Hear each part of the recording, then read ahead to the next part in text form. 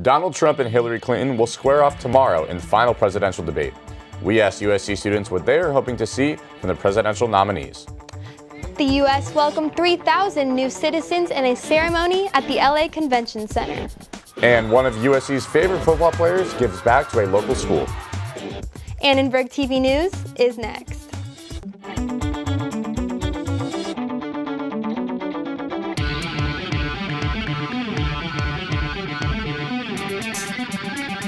Live from USC, you're watching Annenberg TV News.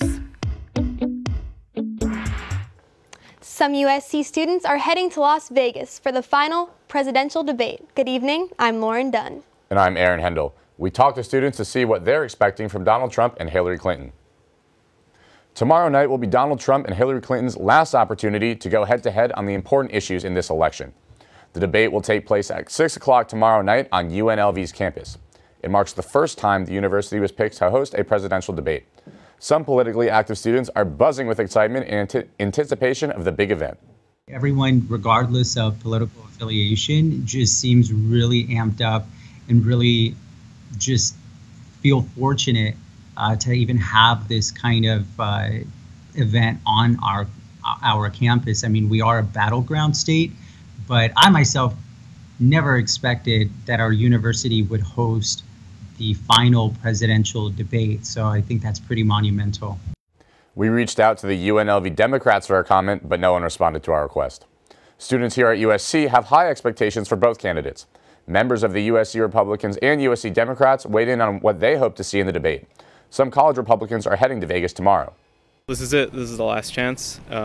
Trump doesn't get another one. Hillary doesn't get another one. So basically, whoever wins this, barring something crazy happening, I think will probably determine the winner. Seeing as how Clinton has been doing a lot better in polls recently, and Trump's kind of losing already, I feel like I'm just really hoping that she doesn't mess up during this last debate. I do hope they bring in some other issues, though, maybe about education, abortion rights, things like that. USC students can catch this third and final debate in the Annenberg Hall lobby tomorrow. A panel including USC professors and students will begin at 5:15 p.m. Like we said, the debate starts at 6. Joining us is political debate and communication expert Gordon Stables. Gordon, thank you so much for being here with us tonight. My pleasure. Well, to kick things off, what can we expect going into tomorrow night's debate?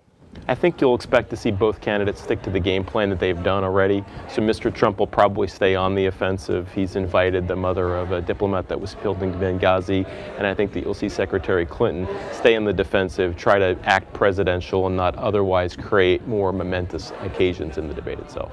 Definitely, and this is their last chance to leave a lasting impression on the American people. What do they need to do to be successful tomorrow night? Well, it is their last chance, their last nationally opportunity that they don't have to pay for their advertising. I think it's for Mr. Trump, it's really to expand the electorate and to demonstrate, are there voters, historically conservative Republican voters, they may be on the fence about actually turning out, and what can he do to convince them that it's an important election, there's still a value in their vote. For Secretary Clinton, she needs to stay above the fray. She needs to demonstrate that she has a positive message, which is the reason why her supporters are excited, but to not take it for granted and not be too overconfident in her polling right now. Yes, and how does the fact that this is the last third and final presidential debate, how does it make this one so much more significant?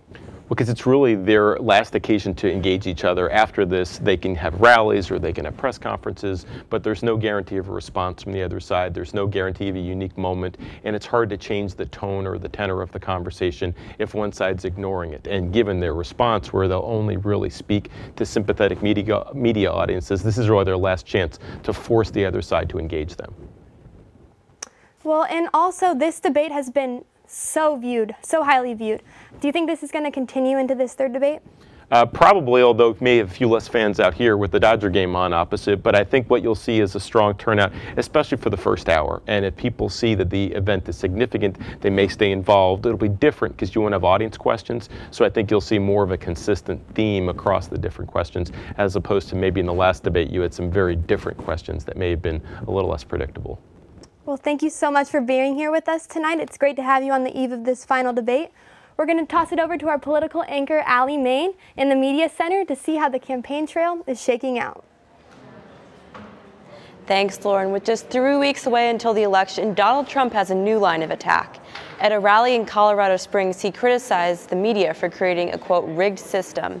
This message of an unfair political system has become a regular feature of his campaign strategy.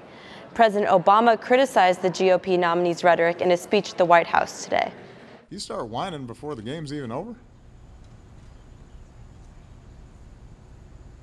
If whenever things are going badly for you and you lose, you start blaming somebody else, then you don't have what it takes to be in this job. Political expert Dan Schnurr said Trump's words might influence the country's politics even after the race is over. There's an increasing number of voters in both parties who are worried that their votes are not being counted in an appropriate manner. A lot of Republicans, even many who are supporting Donald Trump, have expressed real concern about his statements about a rigged election. And they're becoming increasingly concerned that a lot of Trump supporters will be motivated to respond in a very, very confrontational way after the election. Hillary Clinton, on the other hand, is also looking at a new strategy as the race gets close. The end of the race gets closer. The Democratic candidate's campaign has been investing resources in states that traditionally do not go blue on election night. Clinton doesn't have any scheduled campaign stops before or immediately after the debate, but Senator Bernie Sanders, Chelsea Clinton, and First Lady Michelle Obama will all campaign in Arizona on her behalf this week. The Clinton campaign has recently invested in more advertising in Arizona, as well as in Texas, Indiana, and Missouri. The campaign has also expressed interest in concentrating efforts in Georgia and Utah. For more of our political coverage, go to uscannenbergmedia.com. Back to you.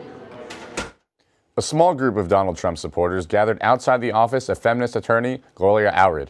Allred is representing a former Apprentice contestant accusing Trump of inappropriate sexual advances. The demonstrators carried signs and a Hillary Clinton dummy outside Allred's Mid-City law office. They claim Allred has political motives against Republican politicians. The Republican presidential candidate may enroll with black voters. Gloria Allred is dispatched to seek and destroy them. Allred used the same dirty tactics against Herman Cain, and Herman Cain was a black conservative Republican. In a statement, Allred said, "Women will exercise their right to vote in November, and they will elect Hillary Rodham Clinton as President of the United States, rather than Donald Trump, a man who has shown utter disrespect for women." Protesters tried to speak with a representative from Allred's office, but were unsuccessful. But they say they'll be back. More than 3,000 people became citizens today at the LA Convention Center. Annenberg Media's Billy Raybach shows us that many completed their voter registration in time for the November election.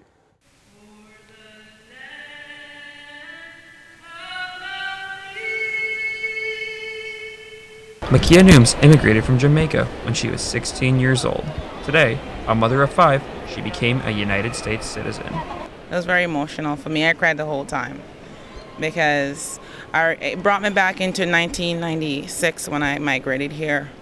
And I felt like that very moment, the journey just completely ended. To become a citizen, candidates must meet several requirements: be 18 years old, a legal resident of the United States for 5 years, believe in the Constitution, take a civics test, and swear an oath of allegiance. For new citizens like Nooms, naturalization means new opportunities. I love my own country, but this is now my home. And America is one of the greatest countries in the world. And for me, it's a privilege for me to be here. After the naturalization ceremony, new citizens have the opportunity to register to vote. Nooms and other citizens will have a chance to vote for the first time next month. Today, when I signed up to vote, I realized that there's plenty out there, but I chose Democratic Party. We never had a woman president. Supporters of both Hillary Clinton and Donald Trump greeted the new citizens outside the convention center after they registered and were reunited with their families. Nooms says the next step in her journey as a U.S. citizen is to cast a vote for her party. For Annenberg Media, I'm Billy Raybach. California voters might have the chance to change the tobacco industry in a major way this November. CPR training will soon be the new norm for California public high school students. And we'll show you how some USC students are donating blood and how you can too when we come back.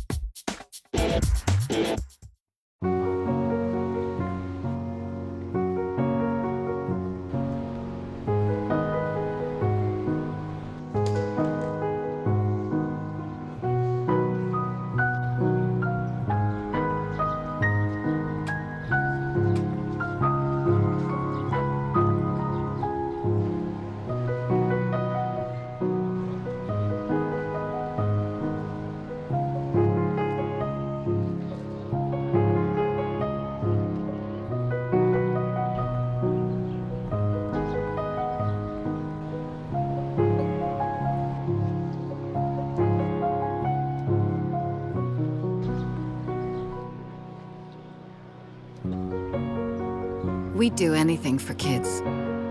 Yet 1 in 5 children in the U.S. struggle with hunger. Help end childhood hunger near you. Learn how at feedingamerica.org.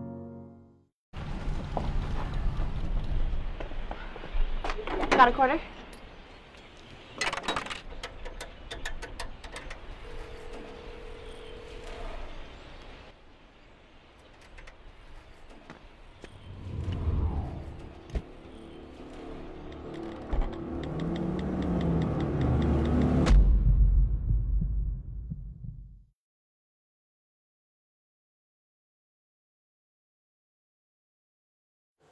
One of the propositions on the ballot this November will determine whether California's tobacco tax nearly triples. Annenberg Media's Mark Salinger shows us why some are calling this a vote for the health of Californians. Come November, every time smokers light up a cigarette, they may be burning through a little more money. California's Proposition 56 would increase the tobacco tax by $2 for tobacco products, including e-cigarettes. It's estimated it would bring in over $1 billion. The majority of which would help fund Medi-Cal. There's only 3 things that smoking does to people. It causes disease, disability, and death. Dr. Raymond J. Melrose is an emeritus professor of pathology at USC and a volunteer for the American Cancer Society's Cancer Action Network.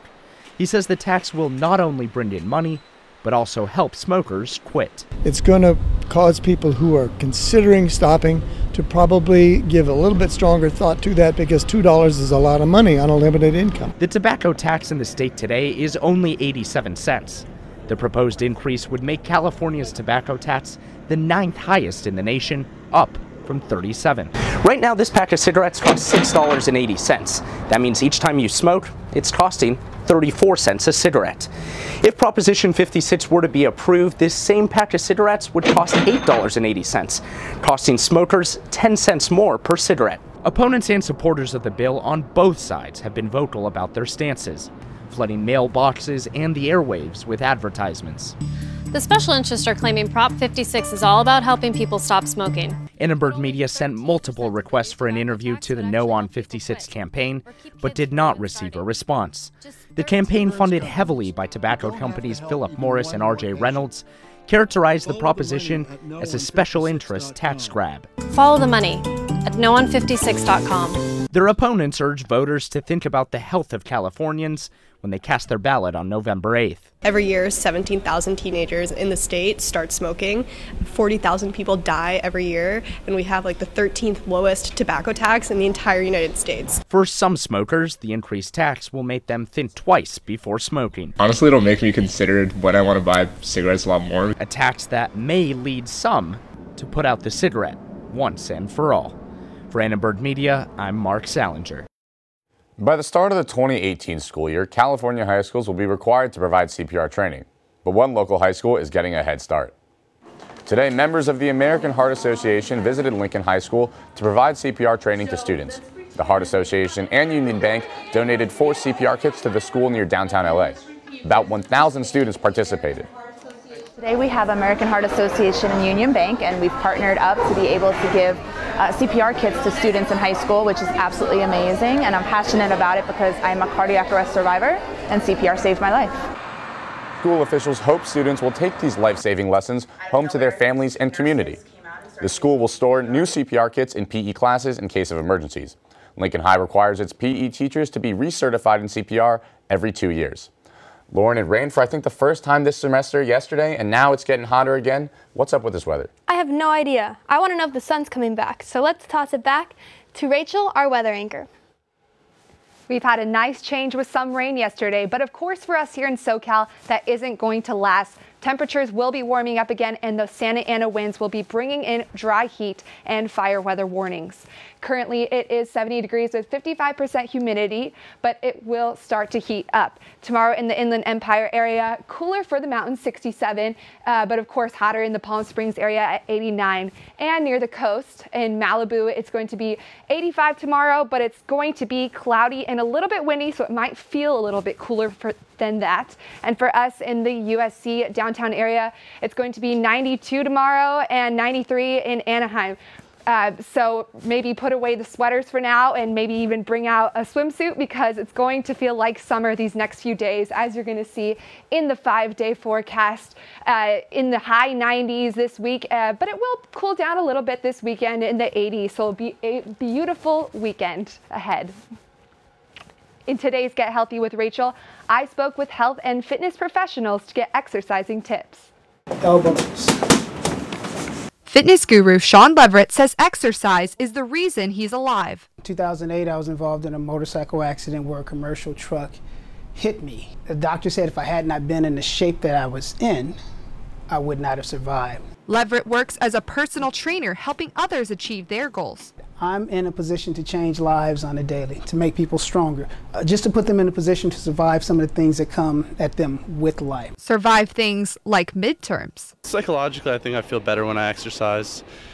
Keeps me on routine and keeps me organized, fills my days. But one kinesiology expert has a warning for beginners. You want to go slowly because also data has shown that when people have never exercised before, relatively poor shape, once they start out too hard and they start getting musculoskeletal injuries, you know, they get fatigued, they'll start really forgetting about it. Professor Garandola says walking for 15 minutes a day and taking the stairs instead of the elevator can help prevent cardiovascular disease later on in life. So, do you guys exercise? Well, I usually just do anaerobic stuff in the weight room, but my mom has really been on me lately about starting to running, and I actually have done it. I really do feel a lot better. Good. I try to keep dancing in order to stay active, but working out's fun. So thanks so much, Rachel. All hands were on deck at the Tudor Campus Center for USC's Fall Blood Drive.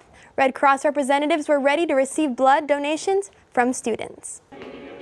For the Red Cross, the Fall Blood Drive is critical in their effort to save lives, and it also represents an opportunity for many Trojans to give back. There is a stat that every 2 seconds in the U.S. a blood transfusion is needed, so that's why we host blood drives. The turnout for USC has been great. We usually host 2-day drives with the American Red Cross Club here, and it's always busy. So the students here do a great job in coming out and kind of supporting. So USC blood drives bring in a lot of people, and I think I would know because I've been trying to go to one here, and a couple times I couldn't make an appointment because I just was too late and they were all full. Students will have another chance to donate blood tomorrow at the Tudor Campus Center from 10 a.m. to 4 p.m. After winning another game, USC football will have the week off for a much-needed break. In general, it was a big weekend for Trojan sports. Let's toss it to our sports anchor, Jeff Dubroff, for more. That's right, guys. The USC water polo team continues to bully their way through the season. USC football is now above 500, and quarterback Sam Darnold has been making nationwide waves in college football. And the MLB playoffs are heating up with decisive games going on tonight. We have all of this and more when we return.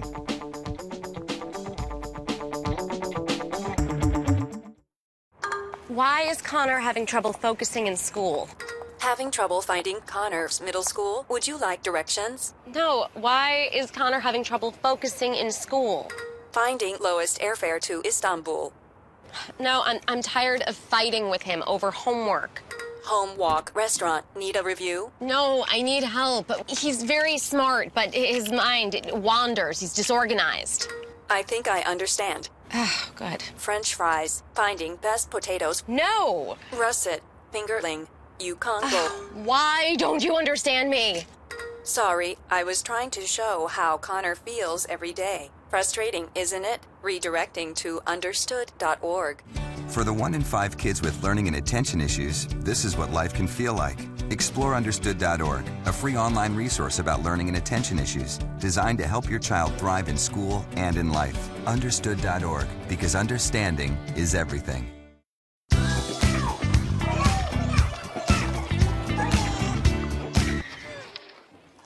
Looks like it's done.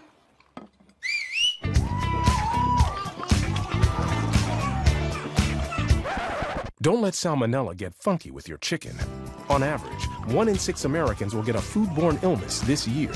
You can't see these microbes, but they might be there. So learn the right temperature to cook each type of meat. Keep your family safe at foodsafety.gov. Welcome back to ATV, and the USC Trojans have now won 3 games in a row, and this has been partially due to Sam Darnold and the fired-up Trojan offense. Darnold was a machine on the field last week, throwing for 235 yards and 5, yes, count it, 5 touchdowns. Darnold also picked up 54 yards on the ground.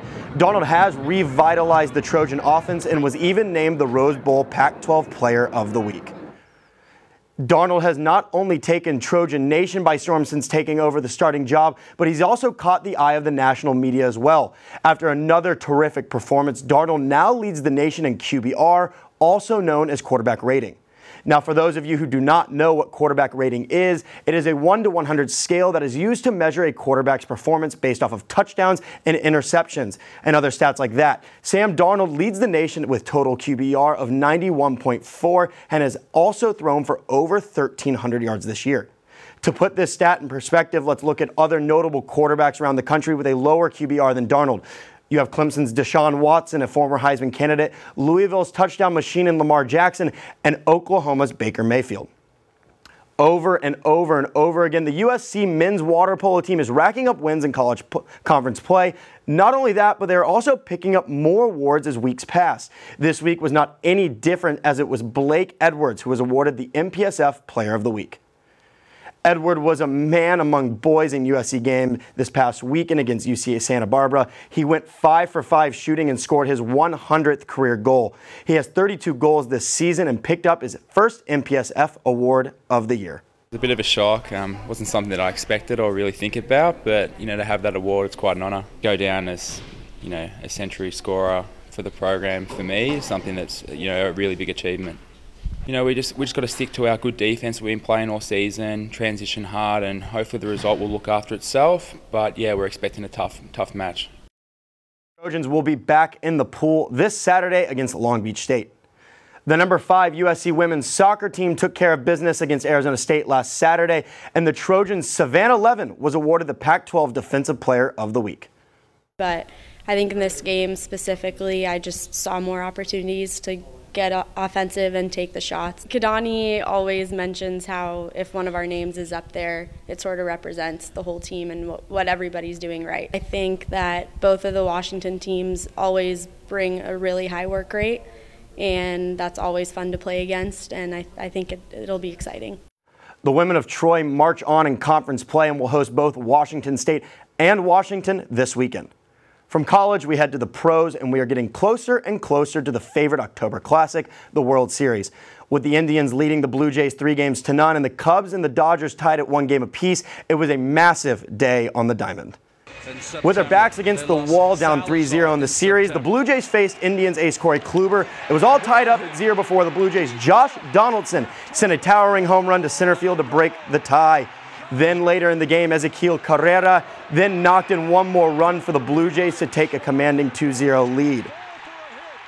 The Blue Jays did not look back from there as they went on to win the game 5-1 and force a Game 5 in Toronto tomorrow night. And currently going on in the National League in Chavez Ravine, it is the top of the 4th in Game 3 of the NLCS with the Dodgers leading the Cubs 1-0. It was Corey Seager with an RBI double to give the Dodgers the lead. It is that time of the week again, folks. It's time for something strange I saw this week. And yesterday I had nothing. I was lost and scavenging the internet for something good. But then it was Arizona Cardinals cornerback Patrick Peterson that came along. Take a look at this. This is Patrick Peterson, an all-pro cornerback, a 5-time Pro Bowler, and I guess part T-Rex. Peterson dressed up in a T-Rex costume and did warm-ups before the game. This is absolutely hysterical and fun, but it didn't look like he could get much movement wearing that suit. I really just have a question. Is it hot in that? I think it is. I think it is. Let's send it back to Aaron and Lauren over at the desk. Guys, back to you. Jeff, great work as always. Thanks so much. USC's most lovable offensive lineman visits a local elementary school. Guess what? I have some news for you. There's free food right there. Junk food. You see that truck? Oh, jeez. It's a 2 Michelin star chef. All for free, ladies and gentlemen. All for free. Here we have a panzanella with summer vegetables and pesto. Enjoy. How we doing? Fantastic. So what do you got going on underneath that plate there? This food is really about to be thrown away. Yeah. Bro? Is there something wrong with this food? Where did you get it from? From farmers markets. They put aside the ugly vegetables and the ugly fruits. Carrot Top, soft avocados. It was all food that was going to be discarded. Even the drink you had is made from like a little bruised peach. Did it taste a little bruised? Great. It was good. The average person throws away 24 pounds of food a month. That's a lot. Isn't that a lot? Go visit SaveTheFood.com for more information. Thank you. Junk food time!